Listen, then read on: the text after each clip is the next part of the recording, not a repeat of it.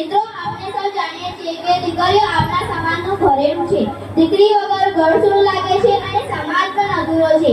પહેલાના સમયના લોકો દીકરીઓને બોજ સમજતા હતા, પરંતુ આજે સમય બદલાયો છે. દીકરીઓ પણ દીકરાઓ જેટલી સક્ષમ છે. તેઓ દરેક ક્ષેત્રમાં આગળ વધી રહી છે. પછી તે શિક્ષણ હોય, રમતગમત હોય કે અવકાશ વિજ્ઞાન હોય.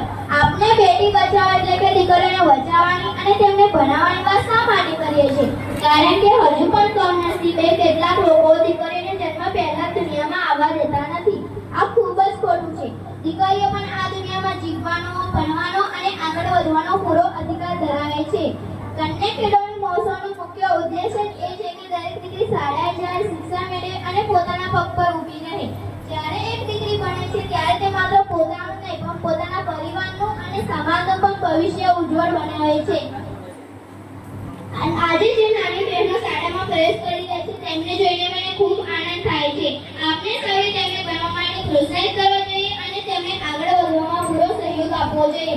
યાદ રાખો, દીકરી મહાનો દરિયો છે અને દીકરી વિનાનું ઘર એટલે મીઠા વિનાનું અન્ન. ચાલો આપણે સૌ પ્રતિજ્ઞા લઈએ કે આપણે દીકરીઓને બચાવીશું, તેમને ભણાવીશું અને તેમને આગળ વધવામાં મદદ કરીશું. અસ્તુ.